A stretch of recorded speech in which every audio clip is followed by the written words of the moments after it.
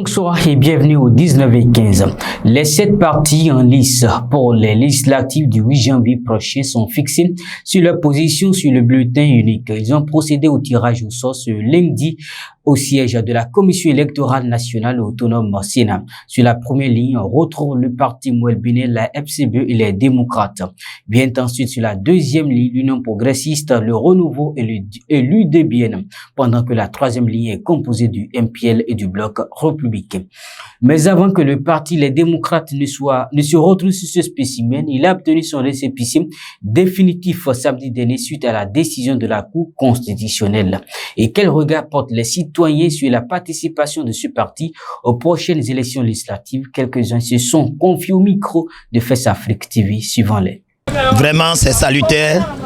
Et maintenant, je reconnais mon pays dans la vraie démocratie qu'il faut, c'est-à-dire la liberté d'expression de tous les partis politiques à travers les urnes.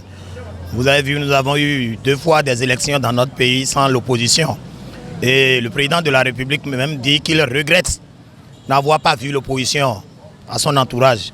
Je pense que la démocratie en République du Bénin est en train d'être ressuscitée.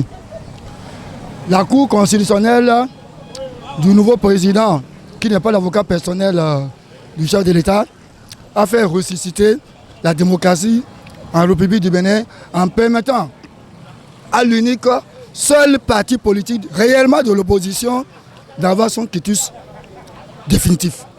Je suis de la mouvance présidentielle de l'Union progressiste du Renouveau. Mais le match, c'est un match plaisant.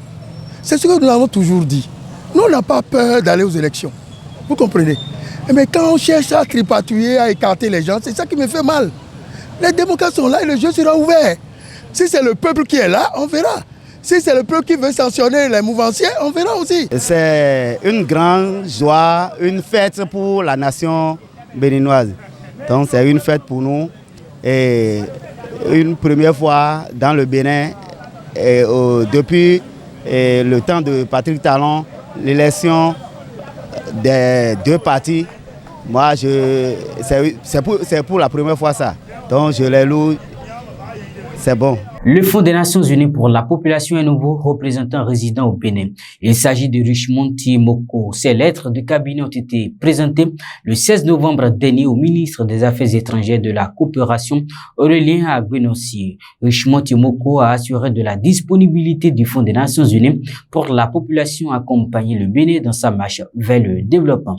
Et pour finir, une délégation béninoise conduite par la vice-présidente Mariam Chabi Talata a pris part à la 18e conférence des chefs d'État et de gouvernement de la francophonie à Djerba, en Tunisie. À cette occasion, le Bénin a exprimé sa volonté d'abriter en 2026 le 20e sommet de cette rencontre qui réunit les pays ayant en partage la langue française.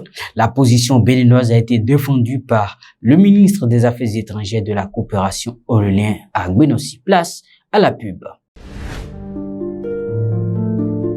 Vous serez bientôt maman ou vous venez de mettre au monde votre trésor ou encore vous êtes nourrice ou babysitter et vous ignorez comment assurer efficacement votre maternité.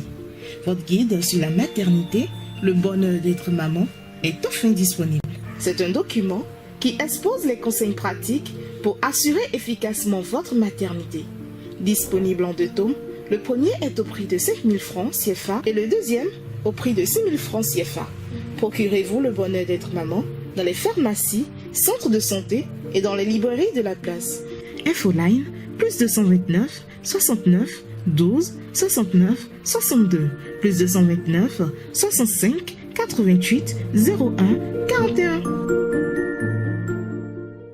Merci pour l'attention. On se retrouve demain mardi. Plaise à Dieu.